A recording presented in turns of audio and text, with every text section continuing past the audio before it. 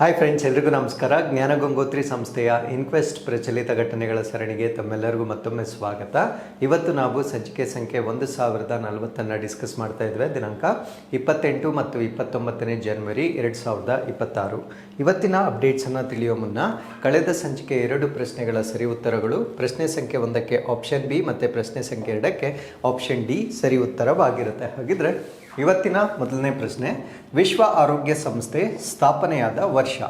The world health organisation was established in. So ಈ ಪ್ರಶ್ನೆಗೆ ಸರಿಯಾದ ಉತ್ತರ 1948ರಲ್ಲಿ ವಿಶ್ವ ಆರೋಗ್ಯ ಸಂಸ್ಥೆಯನ್ನು ಸ್ಥಾಪನೆ ಮಾಡಲಾಗಿರುತ್ತೆ. ಸೊ ಇದಕ್ಕೆ ಸಂಬಂಧಪಟ್ಟಂತೆ ನಾವು ಪ್ರಶ್ನೆಯನ್ನು ಕೊಡಲಿಕ್ಕೆ ಕಾರಣ ಏನು ಅಂದರೆ, as you all know, United Nations president Donald Trump ರವರು 66 UN ಮತ್ತು UN ಏತರವಾಗಿರ್ತಕ್ಕಂಥ ಅಥವಾ ವಿಶ್ವಸಂಸ್ಥೆ ಏತರವಾಗಿರ್ತಕ್ಕಂಥ ಒಂದು ಸಂಸ್ಥೆಗಳಿಂದ ತಮ್ಮ ಎಕ್ಸಿಟನ್ನು ಅನೌನ್ಸ್ ಮಾಡಿರ್ತಾರೆ. ಸೊ ಈಗ ಅಧಿಕೃತವಾಗಿ ಅವರು ವಿಶ್ವ ಆರೋಗ್ಯ ಸಂಸ್ಥೆಯ ವತಿಯಿಂದ ತಮ್ಮ ಮೆಂಬರ್ಶಿಪ್ಪನ್ನು ವಿಡ್ರಾ ಮಾಡ್ಕೊಂಡಿರ್ತಾರೆ. ಸೊ ಈ ಒಂದು ನಿಟ್ಟಿನಲ್ಲಿ ಜಗತ್ತಿನಲ್ಲಿ ಆಗ್ತಕ್ಕಂಥ ಒಂದು ಕಾಂಪ್ಲಿಕೇಶನ್ಸ್ ಏನು ಅನ್ನೋದನ್ನು, ಅದ್ರ ಜೊತೆಗೆ ಈ ಒಂದು ವಿಶ್ವ ಆರೋಗ್ಯ ಸಂಸ್ಥೆಯ ಬಗ್ಗೆ ನಾವು ಬೇಸಿಕ್ ಮಾಹಿತಿಯನ್ನು ಕೂಡ ಈ ಒಂದು ಅಲ್ಲಿ ನಾವು ಡಿಸ್ಕಸ್ ಮಾಡೋಣ. ಸೊ ಇದು ಸುದ್ದಿಯಲ್ಲಿರಲಿಕ್ಕೆ ಕಾರಣ ಏನು ಅಂದರೆ, United Nations withdrawal from WHO. So ವಿಶ್ವ ಆರೋಗ್ಯ ಸಂಸ್ಥೆಯಿಂದ ಅಮೆರಿಕ ತನ್ನನ್ನು ಹಿಂದೆ ತೆಗೆದುಕೊಂಡಿದೆ, ಅಂದರೆ ತನ್ನ ಸದಸ್ಯತ್ವವನ್ನು ಈಗ ಅಮಾನತುಗೊಳಿಸ್ಕೊಂಡಿರುತ್ತೆ. ಹಾಗಿದ್ರೆ ಈ ಒಂದು ಡಿಸಿಷನ್ಗೆ ಅಮೆರಿಕ ಕೊಡ್ತಾ ಇರ್ತಕ್ಕಂಥ ರೀಸನ್ಸ್ ಏನು ಅನ್ನೋದನ್ನು ನಾವಿಲ್ಲಿ ನೋಡೋದಾದರೆ, dissatisfaction with WHO pandemic response. ಅಂದರೆ ಈ ಒಂದು COVID-19 ಏನು ಸಂಭವಿಸಿರುತ್ತೆ ಆ ಒಂದು ಸಮಯದಲ್ಲಿ WHO ಯಾವ ರೀತಿ ಒಂದು ಸಾಂಕ್ರಾಮಿಕಕ್ಕೆ ತಮ್ಮ ಪ್ರತಿಕ್ರಿಯೆಯನ್ನು ನೀಡಲಾಗಿತ್ತು ಅದರ ಬಗ್ಗೆ ಅಮೆರಿಕಾಗೆ ಅತೃಪ್ತಿ ಇರ್ತಕ್ಕಂಥದ್ದು. ಎರಡನೇ ಕಾರಣ, claims of political bias and lack of reforms. ಅಂದರೆ ರಾಜಕೀಯ ಪಕ್ಷಪಾತವನ್ನು ಅವ್ರು ಮಾಡ್ತಾ ಇದ್ದಾರೆ ಮತ್ತು ಸುಧಾರಣೆಗಳ ಕೊರತೆ ಇದೆ ಅಂತಕ್ಕಂಥದ್ದು ಅವ್ರು ಕೊಟ್ಟಿರ್ತಕ್ಕಂಥ ಎರಡನೇ ರೀಸನ್ ಆಗಿರುತ್ತೆ. Desire for greater national control over health policy. ಅಂದರೆ ತಮ್ಮ ರಾಷ್ಟ್ರದ ಆರೋಗ್ಯದ ನಿಯಂತ್ರಣ ಅಂತಕ್ಕಂಥದ್ದು ತನ್ನ ರಾಷ್ಟ್ರದ ಮೇಲೆ ಹೆಚ್ಚಾಗಿ ಇರಬೇಕು ಅಂತಕ್ಕಂಥ ಒಂದು ಕಾರಣಗಳನ್ನು ಕೊಡುವ ಮುಖಾಂತರ WHO ವತಿಯಿಂದ ತನ್ನನ್ನು ತಾನು ಅದು cancel ಮಾಡ್ಕೊಂಡಿರುತ್ತೆ.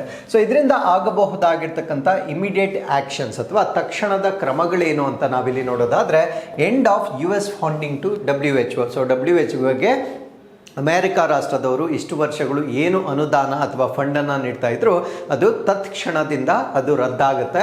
Withdrawal of US personnel from WHO programmes. ಅಂದರೆ WHO ಅಡಿಯಲ್ಲಿ ಸಾಕಷ್ಟು ಕಾರ್ಯಕ್ರಮಗಳಿರ್ತವೆ. ಆ ಕಾರ್ಯಕ್ರಮದಲ್ಲಿ ಅಪಾಯಿಂಟ್ ಆಗಿರ್ತಕ್ಕಂಥ US ಪ್ರಜೆಗಳನ್ನು ಕೂಡ ಈಗ ವಾಪಸ್ ಪಡೆಯಲಾಗುತ್ತೆ. And termination of participation in WHO committees. ಅಂದರೆ ವಿಶ್ವ ಆರೋಗ್ಯ ಸಂಸ್ಥೆಯ ಸಮಿತಿಗಳೇನಿರ್ತವೆ ಆ ಒಂದು ಸಮಿತಿಗಳಲ್ಲಿ ಭಾಗವಹಿಸ್ತಕ್ಕಂಥದ್ದನ್ನು ಕೂಡ ಅಮೆರಿಕ ನಿಲ್ಲಿಸಿರ್ತಕ್ಕಂಥದ್ದನ್ನು ನಾವಿಲ್ಲಿ ನೋಡ್ಬೋದಾಗಿರುತ್ತೆ.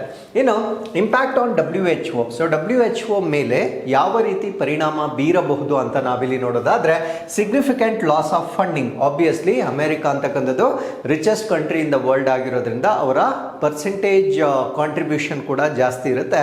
ಸೊ ಅದರಿಂದ ಗಮನಾರ್ಹವಾಗಿ ಆ ಒಂದು ಧನ ಸಹಾಯದ ಕೊರತೆಯನ್ನು ನಾವು ಇನ್ನು ಮುಂದೆ ನೋಡ್ಬೋದಾಗಿರುತ್ತೆ. Reduced technical and scientific input. ತಾಂತ್ರಿಕ ಮತ್ತು ವೈಜ್ಞಾನಿಕ ಒಳಹರಿವು ಕಡಿಮೆ ಆಗ್ತಕ್ಕಂಥದ್ದು.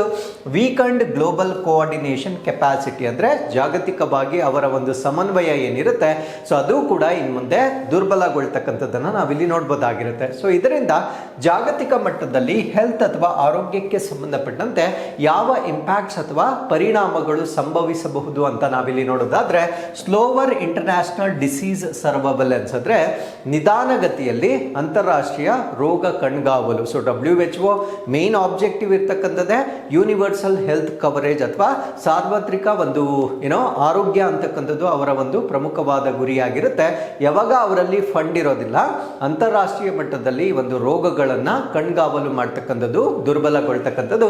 More fragmented pandemic response. ಅಂದರೆ ಈ ಒಂದು ಈ ಸಾಂಕ್ರಾಮಿಕ ರೋಗಗಳು ಸಂಭವಿಸಿದರೆ ಮುಂಚೆ ನೀಡ್ತಾ ಇದ್ದಂತಹ ಅಗ್ರೆಸಿವ್ ಆಗಿ ತಮ್ಮ ಒಂದು ಸಪೋರ್ಟ್ ಏನಿರುತ್ತೆ ಅದನ್ನು ಇನ್ನು ಮುಂದೆ ಎಕ್ಸ್ಪೆಕ್ಟ್ ಮಾಡ್ತಕ್ಕಂಥದ್ದು ಕಷ್ಟವಾಗುತ್ತೆ. Greater burden remaining on member states, ಅಂದರೆ ಈ ಬೇರೆ ಸದಸ್ಯ ರಾಷ್ಟ್ರಗಳೇನಿರ್ತವೆ ಸೊ ಅವುಗಳ ಮೇಲೆ ಹೆಚ್ಚಿನ ಹೊರೆ ಆಗ್ತಕ್ಕಂಥ ಒಂದು ಸಾಧ್ಯತೆ ಇರುತ್ತೆ. ಬಿಕಾಸ್ ಆ ಫಂಡಿಂಗ್ ಏನು ಅಮೆರಿಕದಿಂದ ಬರ್ತಾ ಇತ್ತು ಅದು ನಿಲ್ಲುವ ಕಾರಣದಿಂದ ಬೇರೆ ರಾಷ್ಟ್ರಗಳ ಮೇಲೆ ಹೆಚ್ಚಿನ ಹೊರೆ ಆಗ್ತಕ್ಕಂಥ ಒಂದು ಸಾಧ್ಯತೆಯನ್ನು ನಾವು ನೋಡ್ಬೋದಾಗಿರುತ್ತೆ. ಇನ್ನು WHO ಬಗ್ಗೆ ನಾವು ಬೇಸಿಕ್ ಮಾಹಿತಿಯನ್ನು ಡಿಸ್ಕಸ್ ಮಾಡೋದಾದ್ರೆ WHO ಅನ್ನ ಯುನೈಟೆಡ್ ನೇಷನ್ಸ್ ಅಥವಾ ವಿಶ್ವಸಂಸ್ಥೆಯ ಸ್ಪೆಷಲೈಸ್ಡ್ ಏಜೆನ್ಸಿ ಅಥವಾ ವಿಶೇಷ ಸಂಸ್ಥೆ ಅಂತ ಹೇಳಲಾಗುತ್ತೆ. ಹಾಗಿದ್ರೆ ವಿಶ್ವಸಂಸ್ಥೆಯ ಅಡಿಯಲ್ಲಿ ಸರಿಸುಮಾರು 15ರಷ್ಟು ಸ್ಪೆಷಲೈಸ್ಡ್ ಏಜೆನ್ಸಿಗಳನ್ನು ನಾವು ನೋಡ್ಬೋದಾಗಿರುತ್ತೆ. ಅದರಲ್ಲಿ WHO ಕೂಡ ಒಂದಾಗಿರುತ್ತೆ. ಆ ಸ್ಪೆಷಲೈಸ್ಡ್ ಏಜೆನ್ಸೀಸ್ ಯಾವ್ದ್ಯಾವ್ದು ಅಂತ ನಾವು ನೋಡೋದಾದ್ರೆ ಒಂದು ಯುನೆಸ್ಕೋ, ಎರಡನೇದನ್ನ FAO ಅಥವಾ ಫುಡ್ ಆ್ಯಂಡ್ ಅಗ್ರಿಕಲ್ಚರ್ ಆರ್ಗನೈಸೇಷನ್ ಅಂತ ಹೇಳ್ತೇವೆ. ವರ್ಲ್ಡ್ ಬ್ಯಾಂಕ್ ಕೂಡ ಇದರ ಒಂದು ಸ್ಪೆಷಲೈಸ್ಡ್ ಏಜೆನ್ಸಿ ಆಗಿರುತ್ತೆ.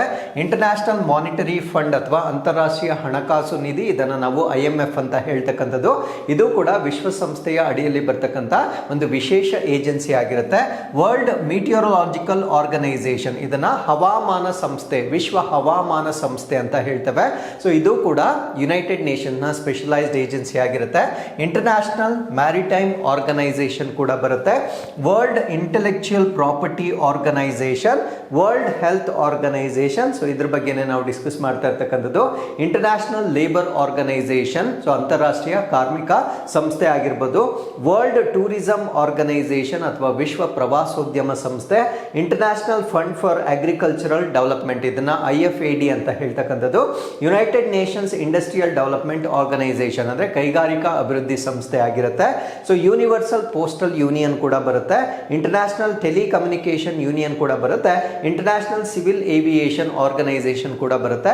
ಸೊ ಇವೆಲ್ಲ ಕೂಡ ವಿಶ್ವಸಂಸ್ಥೆಯ ಅಡಿಯಲ್ಲಿರ್ತಕ್ಕಂಥ ಸ್ಪೆಷಲೈಸ್ಡ್ ಏಜೆನ್ಸೀಸ್ ಆಗಿರುತ್ತೆ. ಸೊ ಇದನ್ನು ನಮಗೆ ಪರೀಕ್ಷೆಗಳಲ್ಲಿ ಕೇಳ್ತಕ್ಕಂಥ ಒಂದು ಸಾಧ್ಯತೆ ಇರುತ್ತೆ. ಇನ್ನು main organs of United nation ಅಂತ ಕೇಳ್ತಾರೆ. ವಿಶ್ವಸಂಸ್ಥೆಯ ಪ್ರಮುಖ ಅಂಗಗಳು ಯಾವುದು ಅಂತ ಕೇಳ್ತಾರೆ.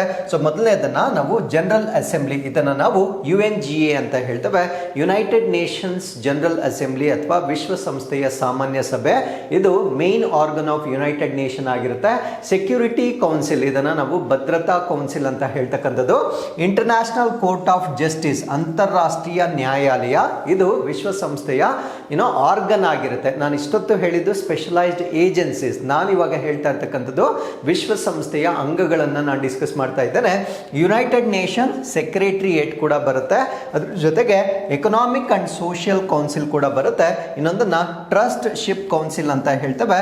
ಇದನ್ನ 1994 1994ರಲ್ಲಿ ಇದನ್ನ ಅಮಾನತುಗೊಳಿಸಲಾಗುತ್ತೆ. ಯಾಕಂದ್ರೆ ಕೆಲವೊಂದು ಪ್ರಾಂತ್ಯಗಳು ಯುನೈಟೆಡ್ ನೇಷನ್ನ ಟ್ರಸ್ಟಿಶಿಪ್ ನ ಅಡಿಯಲ್ಲಿ ಇರ್ತಕ್ಕಂಥದ್ದು. ಸೊ 1994ರಲ್ಲಿ ಪಲಾವ್ ಅಂತಕ್ಕಂಥ ಒಂದು ಪ್ರದೇಶ ಒಂದು ಸಾವರಿನ್ ಆಗಿರುವ ಕಾರಣದಿಂದ ಇದರ ಅವಶ್ಯಕತೆ ಅದಕ್ಕೆ ಇರೋದಿಲ್ಲ. ಸೊ ಅದರಿಂದ 1994ರಲ್ಲಿ ಒಂದು ಟ್ರಸ್ಟ್ಶಿಪ್ ಕೌನ್ಸಿಲ್ ಅಂತಕ್ಕಂಥದ್ದನ್ನ ಅಮಾನತುಗೊಳಿಸಿರ್ತಕ್ಕಂಥದ್ದು ನಮಗೆ ಗೊತ್ತಿರಬೇಕಾಗಿರುತ್ತೆ. ಸೊ ಪ್ರಸ್ತುತವಾಗಿ ವಿಶ್ವಸಂಸ್ಥೆಯ ಅಡಿಯಲ್ಲಿ 5 ಪ್ರಮುಖ ಅಂಗಗಳು ಆಕ್ಟಿವ್ ಇರ್ತಕ್ಕಂಥದ್ದನ್ನ ನಾವಿಲ್ಲಿ ಗಮನಿಸಬಹುದಾಗಿರುತ್ತೆ. ಇನ್ನು WHO ಅನ್ನ ಸ್ಥಾಪನೆ ಮಾಡಿರ್ತಕ್ಕಂಥದ್ದು 1948. ಇದರ ಕೇಂದ್ರ ಕಚೇರಿ ಸ್ವಿಟ್ಜರ್ಲ್ಯಾಂಡ್ನ ಜಿನೇವಾದಲ್ಲಿ ಇದರ ಕೇಂದ್ರ ಕಚೇರಿ ಇರುತ್ತೆ. ಸೊ ಇದು ಗ್ಲೋಬಲ್ ಪಬ್ಲಿಕ್ ಹೆಲ್ತ್, ಅಂದ್ರೆ ಜಾಗತಿಕ ಸಾರ್ವಜನಿಕ ಆರೋಗ್ಯಕ್ಕಾಗಿ ತನ್ನ ಕೆಲಸವನ್ನ ಮಾಡ್ತಕ್ಕಂಥ ಒಂದು ಸಂಸ್ಥೆ ಆಗಿರುತ್ತೆ.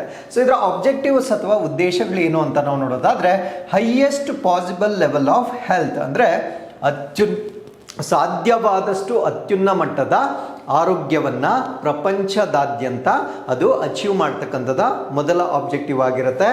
Prevent, detect and respond to health emergencies, ಆರೋಗ್ಯ ತುರ್ತು ಪರಿಸ್ಥಿತಿಗಳನ್ನು ತಡೆಗಟ್ಟತಕ್ಕಂಥದ್ದು, ಪತ್ತೆ ಹಚ್ಚತಕ್ಕಂಥದ್ದು, ಮತ್ತೆ ತ್ವರಿತವಾಗಿ ಅದಕ್ಕೆ ಪ್ರತಿಕ್ರಿಯೆ ನೀಡ್ತಕ್ಕಂಥದ್ದು ಇದರ ಎರಡನೇ ಉದ್ದೇಶವಾಗಿರುತ್ತೆ.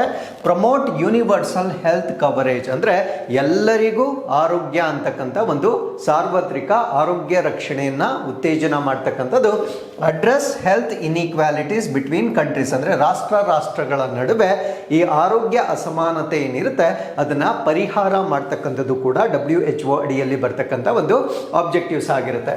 ಇನ್ನು ಇದರ ಅಡಿಯಲ್ಲಿ ಬರ್ತಕ್ಕಂಥ ಮೇಜರ್ ಪ್ರೋಗ್ರಾಮ್ಸ್ ಅಥವಾ ಪ್ರಮುಖ ಕಾರ್ಯಕ್ರಮಗಳನ್ನು ನಾವು ನೋಡೋದಾದ್ರೆ ಇಮ್ಯುನೈಸೇಷನ್ ಅಂಡ್ ವ್ಯಾಕ್ಸಿನ್ ಇನಿಷಿಯೇಟಿವ್ಸ್ ಅಂದ್ರೆ ರೋಗ ನಿರೋಧಕ ಶಕ್ತಿಯನ್ನು ನೀಡ್ತಕ್ಕಂಥದ್ದು, ಲಸಿಕೆ ಉಪಕ್ರಮಗಳನ್ನು ಮಾಡ್ತಕ್ಕಂಥದ್ದು, ಪ್ಯಾಂಡಮಿಕ್ ಪ್ರಿಪೇರ್ಡ್ನೆಸ್ ಅಂಡ್ ರೆಸ್ಪಾನ್ಸ್ ಸಾಂಕ್ರಾಮಿಕ ಸನ್ನದ್ಧತೆ ಮತ್ತೆ ಅದಕ್ಕೆ ಪ್ರತಿಕ್ರಿಯೆಯನ್ನು ನೀಡ್ತಕ್ಕಂಥದ್ದು. ಇದರ ಜೊತೆಗೆ ಮೆಟರ್ನಲ್ ಅಂಡ್ ಚೈಲ್ಡ್ ಹೆಲ್ತ್ ತಾಯಿ ಮತ್ತು ಮಕ್ಕಳ ಆರೋಗ್ಯ, ನಾನ್ ಕಮ್ಯುನಿಕಬಲ್ ಡಿಸೀಸಸ್ ಕಂಟ್ರೋಲ್ ಸಾಂಕ್ರಾಮಿಕವಲ್ಲದ ಕಾಯಿಲೆಗಳನ್ನು ನಿಯಂತ್ರಣ ಮಾಡ್ತಕ್ಕಂಥದ್ದು. ಫಾರ್ ಎಕ್ಸಾಂಪಲ್ ಒಬೆಸಿಟಿ, ಡಯಾಬಿಟಿಸ್ ಈ ರೀತಿಯ ಕಾಯಿಲೆಗಳನ್ನು ನಾವು ನಾನ್ ಕಮ್ಯುನಿಕಬಲ್ ಅಂತ ಹೇಳ್ತೇವೆ. ಸೊ ಇವನ್ ಅದು ಕೂಡ WHO ಅಡಿಯಲ್ಲಿ ಕವರ್ ಆಗ್ತಕ್ಕಂಥದ್ದು. ಮೆಂಟಲ್ ಹೆಲ್ತ್ ಅಂಡ್ ನ್ಯೂಟ್ರಿಷನ್ ಮಾನಸಿಕ ಆರೋಗ್ಯ ಮತ್ತೆ ಈ ಒಂದು ಪೋಷಣೆಯನ್ನ ಕೂಡ ಇದರ ಅಡಿಯಲ್ಲಿ ಬರ್ತಕ್ಕಂಥ ಒಂದು ಕಾರ್ಯಕ್ರಮಗಳಾಗಿ ನೋಡ್ಬೋದಾಗಿರುತ್ತೆ. ಹಾಗಿದ್ರೆ WHO ಫಂಡ್ ಅಥವಾ ಹಣ ಎಲ್ಲಿಂದ ಬರುತ್ತೆ? WHO receives fund from member States ಅಥವಾ ಈ ಸದಸ್ಯ ರಾಷ್ಟ್ರಗಳು ಕೊಡುಗೆ ನೀಡ್ತಕ್ಕಂಥ ಹಣದ ಮೇರೆಗೆ ಅದು ತನ್ನ ಕೆಲಸವನ್ನ ಮಾಡುತ್ತೆ. ಸೊ ಇದು ವಾಲಂಟ್ರಿ ಡೊನೇಷನ್ಸ್ ಅಂತ ಹೇಳ್ತೇವೆ, ಅಂದ್ರೆ ಸ್ವಯಂ ಪ್ರೇರಿತವಾಗಿ ಅದು ದೇಣಿಗೆಗಳನ್ನ ಸ್ವೀಕಾರ ಮಾಡ್ತಕ್ಕಂಥದ್ದು. Budget allocation based on global health priorities ಅಂದ್ರೆ ಜಾಗತಿಕ ಆರೋಗ್ಯ ಆದ್ಯತೆಗಳ ಆಧಾರದ ಮೇಲೆ ಬಜೆಟ್ ಅನ್ನ ಹಂಚಿಕೆ ಮಾಡುವ ಮುಖಾಂತರ ಇದು ತನ್ನ ಫಂಡ್ ಅನ್ನ ಪಡಿತಕ್ಕಂಥ ನಾವು ನೋಡಬಹುದಾಗಿರುತ್ತೆ. So with this let's get into question number 2. ಯಾವ ಭಾರತೀಯ ರಾಜ್ಯವು ಬ್ಯಾಸಿಲಸ್ ಸಬ್ಟಿಲಿಸ್ ಅನ್ನು ತನ್ನ ರಾಜ್ಯ ಸೂಕ್ಷ್ಮ ಜೀವಿ ಎಂದು ಘೋಷಿಸಿದೆ? Which Indian state declared Bacillus subtilis as its state microbe? So ಈ ಒಂದು ಪ್ರಶ್ನೆ ಏನಿದೆ, ಫಾರ್ ಎಕ್ಸಾಂಪಲ್ ನಾವು ಸ್ಟೇಟ್ ಬರ್ಡ್ ನೋಡಿರ್ತೀವಿ, ಸ್ಟೇಟ್ ಆನಿಮಲ್ ನೋಡಿರ್ತೀವಿ. ಸೊ ಈ ರೀತಿಯಾಗಿ ಪ್ರಪ್ರಥಮವಾಗಿ ಭಾರತ ದೇಶದಲ್ಲಿ ಒಂದು ರಾಜ್ಯ ತನ್ನ ರಾಜ್ಯ ಸೂಕ್ಷ್ಮ ಜೀವಿಯನ್ನ ಘೋಷಣೆ ಮಾಡಿರುತ್ತೆ. ಆ ಒಂದು ಸೂಕ್ಷ್ಮ ಜೀವಿಯನ್ನ ನಾವು ಬ್ಯಾಸಿಲಸ್ ಸಬ್ಟಿಲಿಸ್ ಅಂತ ಹೇಳ್ತೇವೆ. ಸೊ ಈ ಒಂದು ಸೂಕ್ಷ್ಮ ಜೀವಿಯನ್ನ ರಾಜ್ಯ ಸೂಕ್ಷ್ಮ ಜೀವಿಯಾಗಿ ಅನೌನ್ಸ್ ಮಾಡಿರ್ತಕ್ಕಂಥ ರಾಜ್ಯ ಯಾವುದು ಅನ್ನೋದು ನಮ್ಮ ಪ್ರಶ್ನೆ ಆಗಿರುತ್ತೆ. ಸೊ ಈ ಪ್ರಶ್ನೆಗೆ ಸರಿಯಾದ ಉತ್ತರ ಕೇರಳ ರಾಜ್ಯ ನಮ್ಮ ಭಾರತ ದೇಶದಲ್ಲಿಯೇ ಪ್ರಪ್ರಥಮ ಬಾರಿಗೆ ಈ ಬ್ಯಾಸಿಲಸ್ ಸಬ್ಟಿಲಿಸ್ ಅಂತಕ್ಕಂಥ ಒಂದು ಸೂಕ್ಷ್ಮ ಜೀವಿಯನ್ನ ರಾಜ್ಯ ಸೂಕ್ಷ್ಮ ಜೀವಿಯಾಗಿ ಈಗ ಘೋಷಣೆ ಮಾಡಿರುತ್ತೆ. ಹಾಗಿದ್ರೆ ಈ ಒಂದು ಸೂಕ್ಷ್ಮ ಜೀವಿಯ ಬೆನಿಫಿಟ್ಸ್ ಏನು, ಯಾವ ಕಾರಣಕ್ಕಾಗಿ ಇದನ್ನ ಸ್ಟೇಟ್ ಮೈಕ್ರೋ ಆರ್ಗ್ಯಾನಿಸಮ್ ಅಂತ ಅವರು ಡಿಕ್ಲೇರ್ ಮಾಡಿದ್ದಾರೆ? ಸೊ ಅದನ್ನ ಈ ಒಂದು ಆರ್ಟಿಕಲ್ ಅಲ್ಲಿ ನಾವು ಡಿಸ್ಕಸ್ ಮಾಡೋಣ. ಆಬ್ವಿಯಸ್ಲಿ ಅವರು ಸ್ಟೇಟ್ ಮೈಕ್ರೋ ಆರ್ಗ್ಯಾನಿಸಮ್ ಅಂತ ಡಿಕ್ಲೇರ್ ಮಾಡಿದ್ದಾರೆ ಅಂದ್ರೆ ಅದು ಡೆಫಿನೆಟ್ಲಿ ಬೆನಿಫಿಷಿಯಲ್ ಅಥವಾ ನಮಗೆ ಪ್ರಯೋಜನವನ್ನ ನೀಡ್ತಕ್ಕಂಥ ಒಂದು ಮೈಕ್ರೋ ಆರ್ಗ್ಯಾನಿಸಮ್ ಆಗಿರ್ಬೇಕಾಗಿರುತ್ತೆ. ಸೊ ಆ ಒಂದು ಬ್ಯಾಕ್ಟೀರಿಯಾವನ್ನ ನಾವೇನಂತ ಕರಿತೀವಿ ಅಂದ್ರೆ ಬ್ಯಾಸಿಲಸ್ ಸಬ್ಟಿಲಿಸ್ ಅಂತ ಕರೀತೇವೆ. This is naturally occurring beneficial bacterium ಅಂದ್ರೆ ನೈಸರ್ಗಿಕವಾಗಿ ಕಂಡು ಬರ್ತಕ್ಕಂಥ ಪ್ರಯೋಜನಕಾರಿ ಬ್ಯಾಕ್ಟೀರಿಯಾ ಇದಾಗಿರುತ್ತೆ. Non pathogenic and environmentally safe ಆಗಿರುತ್ತೆ, ಅಂದ್ರೆ ಯಾವುದೇ ರೋಗಗಳು ಇದರಿಂದ ಬರ್ತಕ್ಕಂಥದ್ದಲ್ಲ. ಅದ್ರ ಜೊತೆಗೆ ಪರಿಸರಕ್ಕೂ ಕೂಡ ಇದು ಸುರಕ್ಷಿತವಾಗಿರ್ತಕ್ಕಂಥ ಒಂದು ಬ್ಯಾಕ್ಟೀರಿಯಾ ಆಗಿರುತ್ತೆ. ಸೊ ಇದರ ಸೈಂಟಿಫಿಕ್ ಇಂಪಾರ್ಟೆನ್ಸ್ ಅಥವಾ ವೈಜ್ಞಾನಿಕ ಪ್ರಾಮುಖ್ಯತೆಯನ್ನು ನಾವು ನೋಡೋದಾದ್ರೆ ವೈಡ್ಲಿ ಸ್ಟಡಿಡ್ ಮಾಡೆಲ್ ಆರ್ಗ್ಯಾನಿಸಮ್ ಅಂದ್ರೆ ಇದನ್ನ ವ್ಯಾಪಕವಾಗಿ ಅಧ್ಯಯನ ಮಾಡಲಿಕ್ಕೆ ಒಳಪಟ್ಟಿರ್ತಕ್ಕಂಥ ಒಂದು ಮಾದರಿ ಬ್ಯಾಕ್ಟೀರಿಯಾ ಆಗಿ ನಾವು ಇದನ್ನ ನೋಡಬಹುದಾಗಿರುತ್ತೆ. ಯಾಕಂದ್ರೆ ಅದರಿಂದ ಕಾಯಿಲೆಗಳು ಬರದೇ ಇರುವ ಕಾರಣದಿಂದ ಸೊ ಅದನ್ನ ಸ್ಟಡಿ ಮಾಡಲಿಕ್ಕೆ ತುಂಬಾ ಸೂಕ್ತವಾಗಿರ್ತಕ್ಕಂಥ ಬ್ಯಾಕ್ಟೀರಿಯಾ ಆಗಿರುತ್ತೆ. And used in microbiology and biotechnology research ಸೂಕ್ಷ್ಮ ಜೀವಶಾಸ್ತ್ರ ಮತ್ತೆ ಈ ಒಂದು ಜೈವಿಕ ತಂತ್ರಜ್ಞಾನ ಏನಿರುತ್ತೆ ಇದರ ಸಂಶೋಧನೆಗಳಲ್ಲಿ ಹೆಚ್ಚಾಗಿ ಬಳಕೆ ಆಗಿರ್ತಕ್ಕಂಥ ಬ್ಯಾಕ್ಟೀರಿಯಾ ಆಗಿರುತ್ತೆ. So known for enzyme and protein production. So ಈ ಒಂದು ಬ್ಯಾಕ್ಟೀರಿಯಾದಿಂದ ಕಿಣ್ವಗಳು ಮತ್ತು ಪ್ರೋಟೀನ್ಗಳು ಉತ್ಪಾದನೆ ಆಗ್ತಕ್ಕಂಥದ್ದು ಇದರಿಂದ ಆಗ್ತಕ್ಕಂಥ ಒಂದು ಬೆನಿಫಿಟ್ ಆಗಿ ನಾವು ನೋಡಬಹುದಾಗಿರುತ್ತೆ. ಇನ್ನು ಅಗ್ರಿಕಲ್ಚರ್ ಅಥವಾ ಕೃಷಿಯಲ್ಲೂ ಕೂಡ ಇದು ತನ್ನ ಮಹತ್ವವನ್ನ ಹೊಂದಿರುತ್ತೆ. ಪ್ರಮೋಟ್ಸ್ ಪ್ಲಾಂಟ್ ಗ್ರೋತ್ ಸಸ್ಯದ ಬೆಳವಣಿಗೆಯನ್ನ ಇದು ಉತ್ತೇಜನ ಮಾಡುತ್ತೆ. ಸಾಯಿಲ್ ಹೆಲ್ತ್ ಅಥವಾ ಮಣ್ಣಿನ ಆರೋಗ್ಯವನ್ನ ಕೂಡ ಇದು ಸುಧಾರಿಸತಕ್ಕಂಥ ಒಂದು ಬ್ಯಾಕ್ಟೀರಿಯಾ ಇದಾಗಿರುತ್ತೆ. ಅದ್ರ ಜೊತೆಗೆ ಇದು bio control against plant diseases ಅಂದ್ರೆ ಸಸ್ಯಗಳಿಗೆ ಬರ್ತಕ್ಕಂಥ ರೋಗಗಳೇನಿರುತ್ತೆ ಅದಕ್ಕೆ ಜೈವಿಕ ನಿಯಂತ್ರಣ ಏಜೆಂಟ್ ಆಗಿ ಕೂಡ ಇದು ಕೆಲಸ ಮಾಡುತ್ತೆ. Reduces dependence on chemical fertilisers ಅಂದ್ರೆ ರಾಸಾಯನಿಕ ಈ ಒಂದು ಗೊಬ್ಬರಗಳೇನಿರುತ್ತೆ ಅದರ ಮೇಲೆ ರೈತರ ಅವಲಂಬನೆಯನ್ನ ಕೂಡ ಕಡಿಮೆ ಮಾಡ್ತಕ್ಕಂಥ ಒಂದು ಬ್ಯಾಕ್ಟೀರಿಯಾ ಆಗಿ ನಾವು ಇದನ್ನ ನೋಡಬಹುದಾಗಿರುತ್ತೆ. ಇನ್ನು ಎನ್ವೈರನ್ಮೆಂಟ್ ಅಥವಾ ಪರಿಸರಕ್ಕೆ ಬಂದಾಗ ಇದರ ಪಾತ್ರ ಏನು ಅಂತ ನಾವು ನೋಡೋದಾದ್ರೆ ಸಾಯಿಲ್ ಫರ್ಟಿಲಿಟಿ ಅಥವಾ ಮಣ್ಣಿನ ಫಲವತ್ತತೆಯನ್ನ ಹೆಚ್ಚು ಮಾಡುತ್ತೆ. ಸಸ್ಟೈನಬಲ್ ಅಗ್ರಿಕಲ್ಚರ್ ಅಥವಾ ಸುಸ್ಥಿರ ಕೃಷಿಯನ್ನ ಹೆಚ್ಚು ಮಾಡುತ್ತೆ. ಯಾಕಂದ್ರೆ ನಾವು ಈ ಒಂದು ಬ್ಯಾಕ್ಟೀರಿಯಾ ಮಣ್ಣಲ್ಲಿ ಹೆಚ್ಚಾಗಿದ್ದಾಗ ನಾವು ಕೃತಕ ರಸಗೊಬ್ಬರಗಳನ್ನು ಹೆಚ್ಚಾಗಿ ಬಳಸ್ತಕ್ಕಂಥ ಅವಶ್ಯಕತೆ ಇಲ್ಲ. ಕೃತಕ ರಸಗೊಬ್ಬರಗಳನ್ನು ನಾವು ಪದೇ ಪದೇ ಬಳಸೋದ್ರಿಂದ ಮಣ್ಣು ತನ್ನ ಫಲವತ್ತತೆಯನ್ನು ಶಾಶ್ವತವಾಗಿ ಕಳೆದುಕೊಳ್ಳುತ್ತೆ.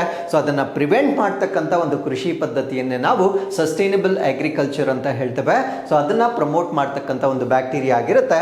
And eco friendly alternative in farming practices, ಅಂದರೆ ಕೃಷಿ ಪದ್ಧತಿಯಲ್ಲಿ ಇದು ಪರಿಸರ ಸ್ನೇಹಿ ಸೂಕ್ಷ್ಮ ಜೀವಿಯಾಗಿ ನಾವು ಇದನ್ನು ಪರಿಗಣಿಸಬಹುದಾಗಿರುತ್ತೆ. ಇನ್ನು ಇದಕ್ಕೆ ಇಂಡಸ್ಟ್ರಿಯಲ್ ಅಪ್ಲಿಕೇಶನ್ಸ್ ಅಥವಾ ಕೈಗಾರಿಕೆಗಳಲ್ಲೂ ಕೂಡ ಇದು ತನ್ನ ಪ್ರಯೋಜನವನ್ನು ಹೊಂದಿರುತ್ತೆ.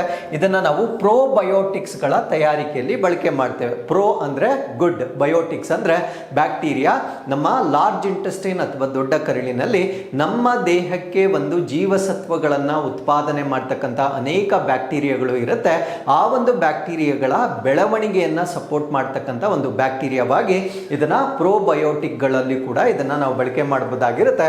ಅದ್ರ ಜೊತೆಗೆ ಎನ್ಸೈಮ್ಸ್, ಆಂಟಿಬಯೋಟಿಕ್ಸ್ ಮತ್ತೆ ಬಯೋ ಪ್ರಾಡಕ್ಟ್ಸ್, ಕಿಣ್ವಗಳು ಮತ್ತೆ ಪ್ರತಿಜೀವಕಗಳ ಉತ್ಪಾದನೆಯಲ್ಲಿ ಇದನ್ನ ಬಳಸಲಾಗುತ್ತೆ.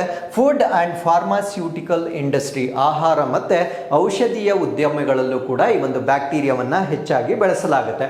ಇನ್ನು ಹೆಲ್ತ್ ಅಂಡ್ ನ್ಯೂಟ್ರಿಷನ್, ಆರೋಗ್ಯ ಮತ್ತು ಪೌಷ್ಟಿಕಾಂಶದ ಕಡೆಗೆ ನಾವು ನೋಡೋದಾದ್ರೆ ಸೊ ಇದು ಗಟ್ ಹೆಲ್ತ್ ಅಂತ ಹೇಳ್ತೇವೆ. ಗಟ್ ಅಂದ್ರೆ ನಮ್ಮ ಕರಳಿನ ಆರೋಗ್ಯಕ್ಕೆ ಇದು ಉತ್ತಮಗೊಳಿಸ್ತಕ್ಕಂಥ ಒಂದು ಬ್ಯಾಕ್ಟೀರಿಯಾ ಆಗಿರುತ್ತೆ.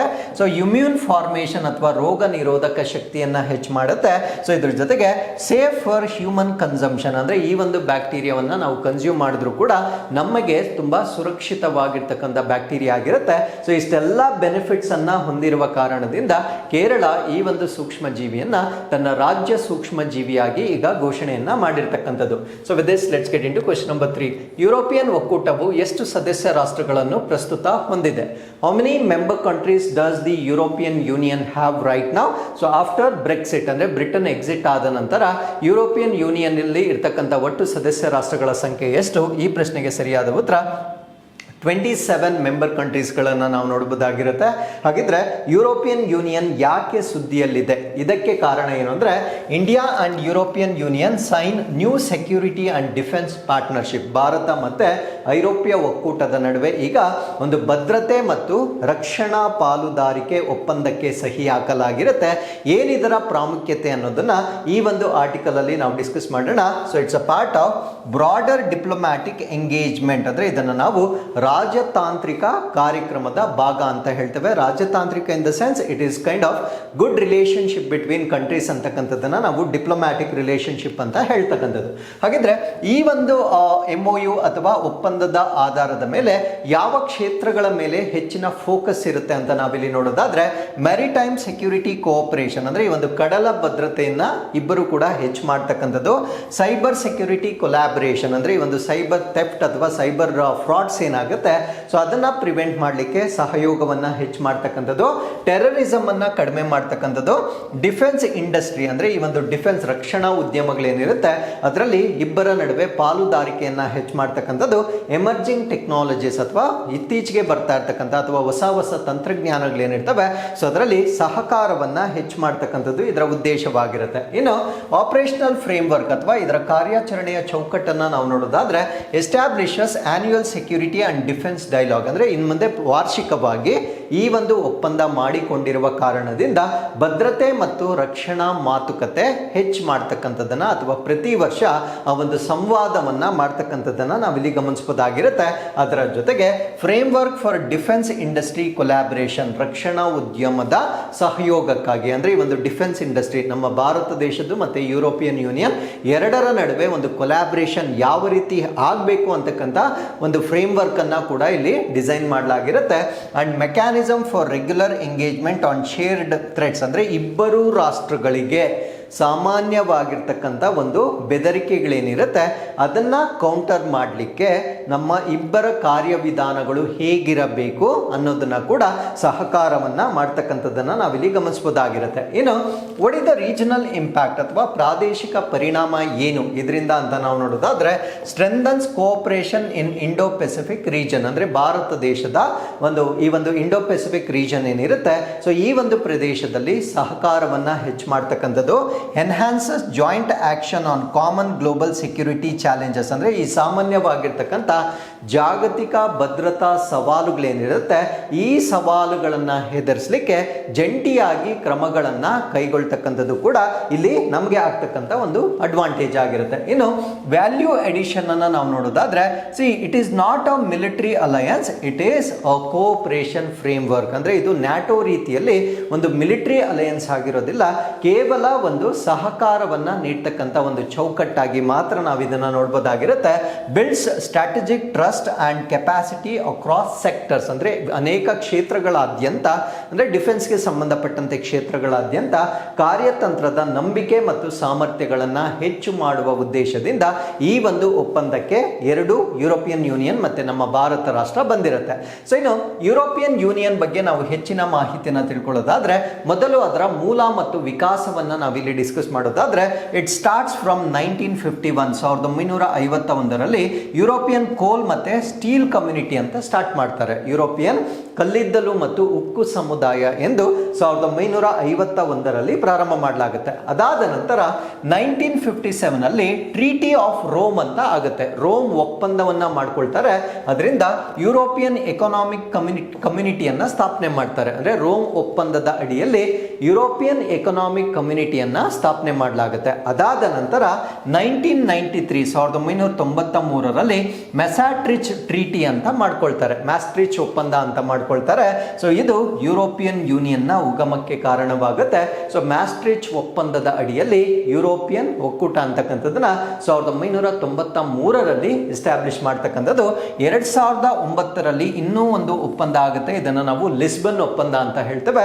ಸೊ ಇದರ ಒಂದು ಸಿಗ್ನಿಫಿಕೆನ್ಸ್ ಏನು ಅಂದ್ರೆ, ಸ್ಟ್ರೆಂಥನ್ಡ್ ಇನ್ಸ್ಟಿಟ್ಯೂಷನ್ಸ್, ಅಂದ್ರೆ ಆ ಒಂದು ಸಂಸ್ಥೆಗಳನ್ನ ಬಲಪಡಿಸ್ತಕ್ಕಂಥ ಒಂದು ಒಪ್ಪಂದವನ್ನ ನಾವು ಲಿಸ್ಬನ್ ಒಪ್ಪಂದ ಅಂತ ಕರಿತೇವೆ. ಸೊ ಇದು ಯುರೋಪಿಯನ್ ಯೂನಿಯನ್ ನ ಆರಿಜಿನ್ ಇಂದ ಅಪ್ಡೇಟೆಡ್ ಇನ್ಫಾರ್ಮೇಶನ್ ವರೆಗೂ ನಾವಿಲ್ಲಿ ಕ್ರೊನಾಲಜಿಯನ್ನ ಡಿಸ್ಕಸ್ ಮಾಡಿರ್ತೇವೆ. ಹಾಗಿದ್ರೆ so what is the core value and motto, European union ನ ಪ್ರಮುಖ ಮೌಲ್ಯಗಳೇನು, ಧ್ಯೇಯವಾಕ್ಯ ಏನು ಅಂತ ನಾವಿಲ್ಲಿ ನೋಡೋದಾದ್ರೆ, peace, democracy, rule of law and human rights, ಶಾಂತಿ, ಪ್ರಜಾಪ್ರಭುತ್ವ, ಕಾನೂನಿನ ನಿಯಮ ಮತ್ತೆ ಮಾನವ ಹಕ್ಕುಗಳು ಇದರ ಅಡಿಯಲ್ಲಿ ಬರ್ತಕ್ಕಂಥ ಪ್ರಮುಖ ಮೌಲ್ಯಗಳಾಗಿರುತ್ತೆ.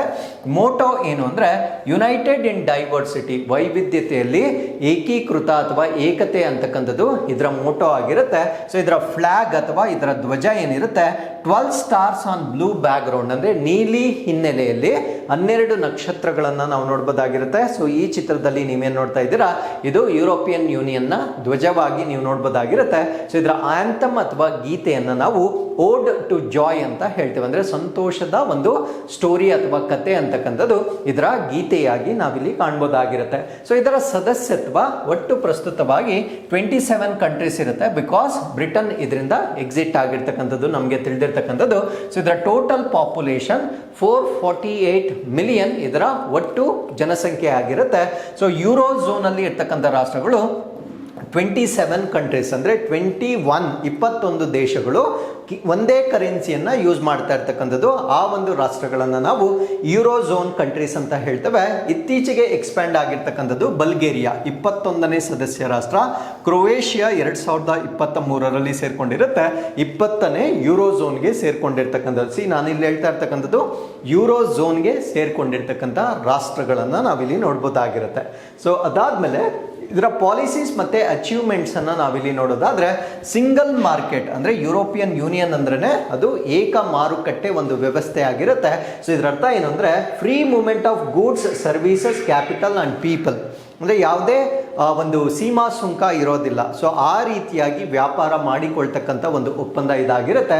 ಸರಕುಗಳಾಗಿರ್ಬೋದು, ಸೇವೆಗಳಾಗಿರ್ಬೋದು, ಬಂಡವಾಳ ಆಗಿರ್ಬೋದು, ಜನರ ಮುಕ್ತ ಚಲನೆಯನ್ನ ಹೊಂದಿರತಕ್ಕಂಥ ಒಂದು ಒಕ್ಕೂಟವನ್ನು ನಾವು ಯುರೋಪಿಯನ್ ಯೂನಿಯನ್ ಅಂತ ಕರೀತಕ್ಕಂಥದ್ದು. ಅದರ ಜೊತೆಗೆ ಕಾಮನ್ ಅಗ್ರಿಕಲ್ಚರಲ್ ಪಾಲಿಸಿ ಇರುತ್ತೆ, ಸಾಮಾನ್ಯ ಕೃಷಿ ನೀತಿಯನ್ನ ಕೂಡ ಹೊಂದಿರ್ತವೆ. ಅದರ ಜೊತೆಗೆ climate action, green deal, carbon neutrality by 2050, 2050 ವೇಳೆಗೆ ಕಾರ್ಬನ್ನ ನಿವ್ವಳ ಶೂನ್ಯವನ್ನ ಅಚೀವ್ ಮಾಡ್ತಕ್ಕಂಥ ಟಾರ್ಗೆಟ್ ಅನ್ನ ಕೂಡ ಯುರೋಪಿಯನ್ ಯೂನಿಯನ್ ಇಟ್ಕೊಂಡಿರ್ತಕ್ಕಂಥದ್ದನ್ನು ನಾವಿಲ್ಲಿ ಗಮನಿಸಬಹುದಾಗಿರುತ್ತೆ. ಅದರ ಜೊತೆಗೆ ಡಿಜಿಟಲ್ ಟ್ರಾನ್ಸ್ಫಾರ್ಮೇಶನ್, ಗ್ಲೋಬಲ್ ರೋಲ್ ಅಂದ್ರೆ largest trading bloc, humanitarian aid and peace keeping ಅಂದ್ರೆ ಈ ಒಂದು 27 ಕಂಟ್ರೀಸ್ ಅಸೋಸಿಯೇಷನ್ ಏನಿರುತ್ತೆ ಅತಿ ದೊಡ್ಡ ವ್ಯಾಪಾರದ ಒಂದು ಗುಂಪು ಇದಾಗಿರುತ್ತೆ. ಮಾನವೀಯ ನೆರವು ಮತ್ತೆ ಶಾಂತಿ ಪಾಲನೆಗೆ ತುಂಬಾ ಪ್ರಮುಖವಾಗಿರ್ತಕ್ಕಂಥ ಒಂದು ದೊಡ್ಡದಾಗಿರ್ತಕ್ಕಂಥ ಬ್ಲಾಕ್ ಅಂತ ನಾವು ಯುರೋಪಿಯನ್ ಯೂನಿಯನ್ ಅನ್ನ ಹೇಳ್ಬೋದಾಗಿರುತ್ತೆ. ಸೊ ಯುರೋಪಿಯನ್ ಯೂನಿಯನ್ ಅನ್ನ ನಾವು ಬೇರೆ ಯಾವ ರೀತಿಯ ಅಸೋಸಿಯೇಷನ್ಗಳಿಗೆ ನಾವು ಕಂಪೇರ್ ಮಾಡ್ಬೋದು ಅಥವಾ ಹೋಲಿಕೆ ಮಾಡ್ಬೋದು ಅಂದ್ರೆ ಆಸಿಯನ್. ಸೊ ಇದು ರೀಜನಲ್ ಕೋಆಪರೇಷನ್ ಮತ್ತೆ ನಾನ್ ಕಾಮನ್ ಕರೆನ್ಸಿ. ಸೊ ಇಲ್ಲಿ ರೀಜನಲ್ ಕೋಆಪರೇಷನ್ ಮಾತ್ರ ಇರುತ್ತೆ, ಬಟ್ ಕರೆನ್ಸಿ ಅಂತಕ್ಕಂಥದ್ದು ಬೇರೆ ಬೇರೆ ರಾಷ್ಟ್ರಗಳಲ್ಲಿ ಭಿನ್ನವಾಗಿರ್ತಕ್ಕಂಥ ಒಂದು ಗ್ರೂಪ್ ಅನ್ನ ನಾವು ಆಸಿಯನ್ ಅಂತ ಹೇಳ್ತೇವೆ. ಇನ್ನೊಂದನ್ನ ಆಫ್ರಿಕನ್ ಯೂನಿಯನ್ ಅಂತ ಹೇಳ್ತೇವೆ. So PAN African parliament integration in progress ಅಂದ್ರೆ ಇದನ್ನ ಇನ್ನೂ ಕೂಡ ಏಕೀಕರಣ ಮಾಡ್ತಾ ಇರ್ತಕ್ಕಂಥದ್ದು, ಅದು ಇನ್ನೂ ಕೂಡ ಪ್ರಗತಿಯಲ್ಲಿ ಇರುತ್ತೆ. And European union, so most advanced super national governance model. So EU ಅಂತಕ್ಕಂಥದ್ದು ಅತ್ಯಂತ ಸುಧಾರಿತ ಅತಿ ಅಂತಾರಾಷ್ಟ್ರೀಯ ಆಡಳಿತ ಮಾದರಿಯಾಗಿ ನಾವು ಇದನ್ನ ನೋಡ್ಬೋದಾಗಿರುತ್ತೆ. ಸೊ ಇಷ್ಟು ಇದಕ್ಕೆ ರಿಲೇಟೆಡ್ ಆಗಿರ್ತಕ್ಕಂಥ ಒಂದು ಅಸೋಸಿಯೇಷನ್ಗಳನ್ನು ನಾವು ನೋಡ್ಬೋದಾಗಿರುತ್ತೆ, including European union. So with this let's get into question number 4. ASC Arjun ಅನ್ನು ಈ ಕೆಳಗಿನಂತೆ ಉತ್ತಮವಾಗಿ ಯಾವುದು ವಿವರಿಸುತ್ತದೆ?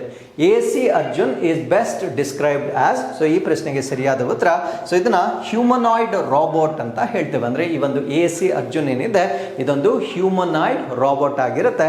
ಅಂದ್ರೆ ಮನುಷ್ಯರ ಗುಣಗಳನ್ನ ಅಥವಾ ಮನುಷ್ಯರ ಒಂದು ಕೆಲಸಗಳನ್ನ ಮಾಡಬಹುದಾಗಿರ್ತಕ್ಕಂಥ ಒಂದು ರೋಬೋಟ್ ಆಗಿರುತ್ತೆ. ಸೊ ಇದು ಯಾಕೆ ಸುದ್ದಿಯಲ್ಲಿದೆ? ಇದರ ಹೆಸರನ್ನು ನಾವು ಅರ್ಜುನ್ ಅಂತ ಹೇಳ್ತೇವೆ. ಇದೊಂದು ಹ್ಯೂಮನಾಯ್ಡ್ ರೋಬೋಟ್ ಡಿಪ್ಲಾಯ್ಮೆಂಟ್ ಅನ್ನ ಮಾಡಲಾಗಿರುತ್ತೆ. ಎಲ್ಲಿ ಇದನ್ನ ಡಿಪ್ಲಾಯ್ ಮಾಡಿರ್ತಾರೆ ಅಂದ್ರೆ ಇಂಡಿಯನ್ ರೈಲ್ವೆ, ಭಾರತ ದೇಶದ ರೈಲ್ವೆದಲ್ಲಿ ಈ ಒಂದು ಹ್ಯೂಮನಾಯ್ಡ್ ರೋಬೋಟ್ ಅನ್ನ ಈಗ ಡಿಪ್ಲಾಯ್ ಮಾಡಿರ್ತಾರೆ. ಎಕ್ಸಾಕ್ಟ್ಲಿ ಎಲ್ಲಿ ಇದನ್ನ ನಿಯೋಜನೆ ಮಾಡಲಾಗಿರುತ್ತೆ ಅಂದ್ರೆ ವಿಶಾಖಪಟ್ಟಣಂ ರೈಲ್ವೆ ಸ್ಟೇಷನ್ ಅಲ್ಲಿ ಇದನ್ನ ನಿಯೋಜನೆ ಮಾಡಲಾಗಿರುತ್ತೆ. Part of digital and smart station initiative ಅಂದ್ರೆ ಡಿಜಿಟಲ್ ಮತ್ತೆ ಸ್ಮಾರ್ಟ್ ನಿಲ್ದಾಣ ಉಪಕ್ರಮದ ಭಾಗವಾಗಿ ಈ ಒಂದು ಹ್ಯೂಮನ್ ರೋಬೋಟ್ ಅನ್ನ ಇಲ್ಲಿ ನಿಯೋಜನೆ ಮಾಡಲಾಗಿರುತ್ತೆ. ಸೊ ಏನಿದ್ರ ಕೆಲಸಗಳು, ಈ ಒಂದು ರೋಬೋಟ್ ಏನ್ ಕೆಲಸ ಮಾಡುತ್ತೆ ಅಂತ ನಾವು ನೋಡೋದಾದ್ರೆ ಪ್ಯಾಸೆಂಜರ್ ಅಸಿಸ್ಟೆನ್ಸ್ ಅಂಡ್ ಗೈಡೆನ್ಸ್ ಅಂದ್ರೆ ಪ್ರಯಾಣಿಕರಿಗೆ ನೆರವು ಮತ್ತೆ ಮಾರ್ಗದರ್ಶನವನ್ನ ನೀಡ್ತಕ್ಕಂಥದ್ದು. ಆನ್ಸರಿಂಗ್ ಕ್ವಾರೀಸ್ ಅಂದ್ರೆ ಅವ್ರಿಗಿರ್ತಕ್ಕಂಥ ಒಂದು ಪ್ರಶ್ನೆಗಳಿಗೆ ಉತ್ತರವನ್ನ ನೀಡ್ತಕ್ಕಂಥದ್ದು. ಪ್ರೊವೈಡಿಂಗ್ ಡೈರೆಕ್ಷನ್ಸ್ ಅಂದ್ರೆ ಅವರು ಯಾವ ಒಂದು ದಿಕ್ಕಿನಲ್ಲಿ ಹೋಗ್ಬೇಕು ಅಥವಾ ಯಾವ ಕಡೆ ಹೋಗ್ಬೇಕು ಅಂತಕ್ಕಂಥ ಒಂದು ನಿರ್ದೇಶನಗಳನ್ನ ಕೂಡ ಸೊ ಈ ಒಂದು ರೋಬೋಟ್ ನೀಡ್ತಕ್ಕಂಥದ್ದು. ಅದರ ಜೊತೆಗೆ security and safety role. So ಇದು ಸರ್ವಿವಲೆನ್ಸ್ ಆಕ್ಟಿವಿಟೀಸ್ ಅನ್ನ ಕೂಡ ಮಾಡುತ್ತೆ, ಕಣ್ಗಾವಲು ಚಟುವಟಿಕೆಗಳನ್ನ ಕೂಡ ಮಾಡುತ್ತೆ. ಅಸಿಸ್ಟ್ ಇನ್ ಕ್ರೌಡ್ ಮ್ಯಾನೇಜ್ಮೆಂಟ್ ಅಂದ್ರೆ ಅಲ್ಲಿರ್ತಕ್ಕಂಥ ಜನಸಂದಣಿಯನ್ನ ಕೂಡ ನಿರ್ವಹಣೆ ಮಾಡಲಿಕ್ಕೆ ಇದು ಸಹಾಯವನ್ನ ಮಾಡ್ತಕ್ಕಂಥದ್ದು.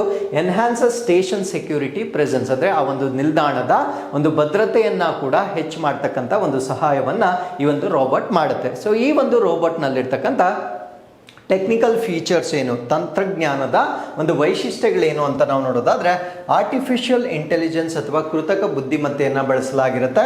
Speech recognition and response capacity ಇರುತ್ತೆ, ಭಾಷೆಯನ್ನ ಗುರುತಿಸ್ತಕ್ಕಂಥದ್ದು ಮತ್ತೆ ಪ್ರತಿಕ್ರಿಯೆಯನ್ನ ನೀಡ್ತಕ್ಕಂಥ ಒಂದು ಸಾಮರ್ಥ್ಯ ಇರುತ್ತೆ. ಹ್ಯೂಮನ್ ಲೈಕ್ ಇಂಟರಾಕ್ಷನ್ ಇಂಟರ್ಫೇಸ್ ಅಂದ್ರೆ ಮಾನವ ರೀತಿಯಲ್ಲೇ ಕೂಡ ಇದು ಸಂವಹನವನ್ನ ಮಾಡ್ತಕ್ಕಂಥ ಒಂದು ಸಾಮರ್ಥ್ಯವನ್ನ ಈ ಒಂದು ಹ್ಯೂಮನಾಯ್ಡ್ ರಾಬೋಟ್ಗೆ ನೀಡಲಾಗಿರುತ್ತೆ. So with this let's get into question number 5. ಸಂಪೂರ್ಣ ಅಭಿಯಾನ 2.0 ಅನ್ನು ಯಾವ ಸಂಸ್ಥೆ ಪ್ರಾರಂಭಿಸಿದೆ? ಸಂಪೂರ್ಣತಾ ಅಭಿಯಾನ 2.0 is launched by which institution? So ಈ ಪ್ರಶ್ನೆಗೆ ಸರಿಯಾದ ಉತ್ತರ ನೀತಿ ಆಯೋಗದ ಅಡಿಯಲ್ಲಿ ಈ ಸಂಪೂರ್ಣತಾ ಅಭಿಯಾನ್ 2.0 ಅನ್ನ ಈಗ ಲಾಂಚ್ ಮಾಡಲಾಗಿರುತ್ತೆ. ಸೊ ಈ ಒಂದು ಆರ್ಟಿಕಲ್ ಅಲ್ಲಿ ನಾವು ಏನಿದು ಸಂಪೂರ್ಣತಾ ಅಭಿಯಾನ ಇದರ ಬಗ್ಗೆ ಬೇಸಿಕ್ ಮಾಹಿತಿಯನ್ನ ನಾವಿಲ್ಲಿ ಡಿಸ್ಕಸ್ ಮಾಡೋಣ. ಇದೊಂದು ನೇಷನ್ ವೈಡ್ ಕ್ಯಾಂಪೇನ್ ಅಥವಾ ರಾಷ್ಟ್ರವ್ಯಾಪಿ ಅಭಿಯಾನವಾಗಿರುತ್ತೆ.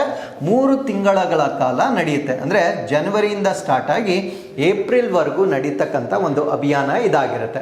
ಏನಿದ್ರ ಉದ್ದೇಶ ಅಥವಾ ಆಬ್ಜೆಕ್ಟಿವ್ ಏನು ಅಂತ ನಾವು ನೋಡೋದಾದ್ರೆ achieve saturation or complete coverage of key development services ಅಂದ್ರೆ ಕೆಲವೊಂದು ಪ್ರಮುಖ ಅಭಿವೃದ್ಧಿ ಸೇವೆಗಳು ಅದನ್ನು ಪರಿಪೂರ್ಣೆ ಮಾಡ್ತಕ್ಕಂಥದ್ದು ಅಥವಾ ಸಂಪೂರ್ಣ ವ್ಯಾಪ್ತಿಯನ್ನು ಸಾಧಿಸ್ತಕ್ಕಂಥದ್ದು. ಹಾಗಿದ್ರೆ ಕೀ ಏರಿಯಾಸ್ ಅಂದರೆ ಯಾವುದು ಅದನ್ನು ನಾನು ಮುಂದೆ ಡಿಸ್ಕಸ್ ಮಾಡ್ತೇನೆ.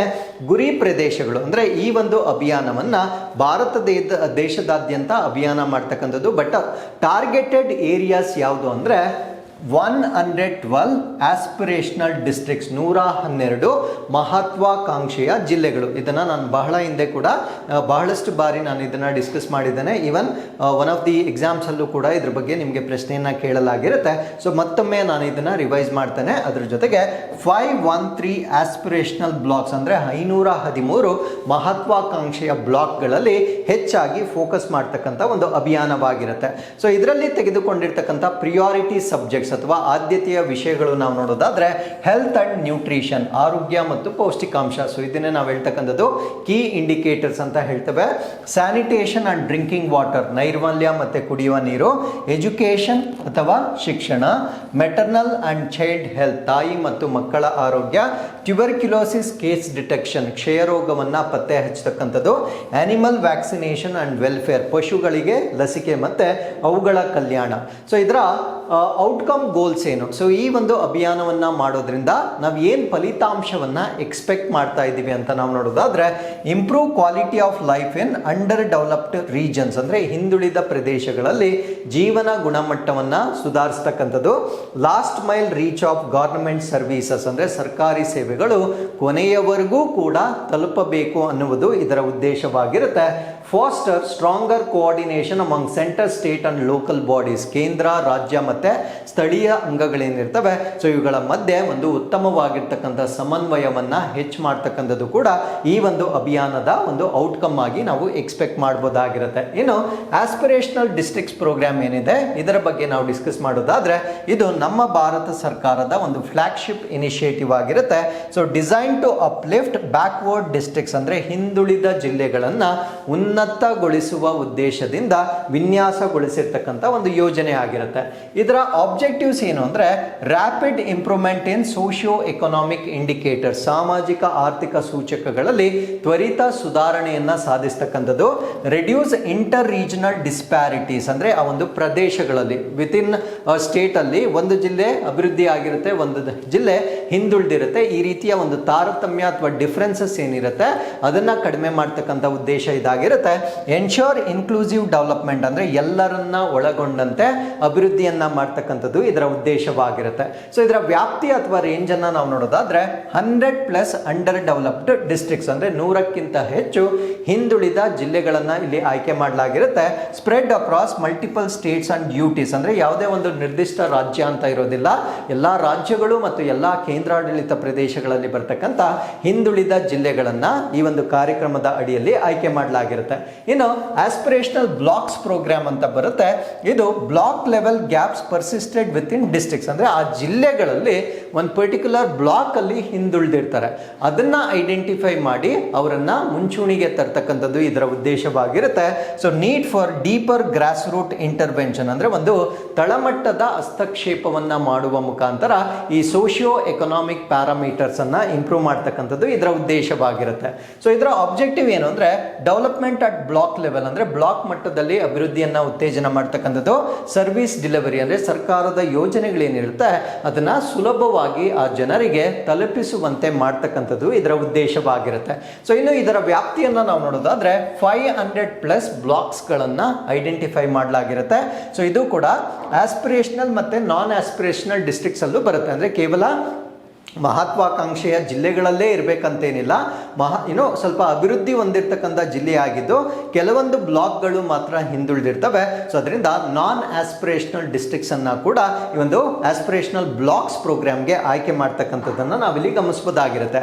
ಹಾಗಿದ್ರೆ ಇಲ್ಲಿ ಬರ್ತಕ್ಕಂಥ ಫೋಕಸ್ಡ್ ಏರಿಯಾಸ್ ಯಾವುದು ಅಂದರೆ, once again health and nutrition, ಆರೋಗ್ಯ ಮತ್ತು ಪೌಷ್ಟಿಕಾಂಶ, ಎಜುಕೇಷನ್ ಶಿಕ್ಷಣ, ಅಗ್ರಿಕಲ್ಚರ್ ಅಂಡ್ ಅಲೈಡ್ ಆಕ್ಟಿವಿಟೀಸ್, ಕೃಷಿ ಮತ್ತು ಸಂಬಂಧಿತ ಚಟುವಟಿಕೆಗಳು, ಬೇಸಿಕ್ ಇನ್ಫ್ರಾಸ್ಟ್ರಕ್ಚರ್ ಅಥವಾ ಮೂಲಭೂತ ಸೌಕರ್ಯ, ಸೋಷಿಯಲ್ ಡೆವಲಪ್ಮೆಂಟ್ ಅಥವಾ ಸಾಮಾಜಿಕ ಅಭಿವೃದ್ಧಿ ಕೂಡ ಸೊ ಆಸ್ಪಿರೇಷನಲ್ ಬ್ಲಾಕ್ ಪ್ರೋಗ್ರಾಮ್ಸ್ ನ ಅಡಿಯಲ್ಲಿ ಬರ್ತಕ್ಕಂಥ ಫೋಕಸ್ಡ್ ಏರಿಯಾಸ್ ಆಗಿರುತ್ತೆ. So with this we are come to inquest challenge number 1040. So this is question number 1. So you can just pause the video here. So ಚೀನಾದ Antarctic ಪರಿಶೋಧನೆಗೆ ಸಂಬಂಧಿಸಿದಂತೆ Xuelong ಎಂದರೇನು? So ಇದು ಪ್ರಶ್ನೆ ಸಂಖ್ಯೆ 1 ಆಗಿರುತ್ತೆ. So this is your question number 2. So you can just pause the video here, read the question carefully and give the right answers in the comments. So once again I meet you with next updates. Till then, keep reading, take care of yourselves, and thank you very much for watching this.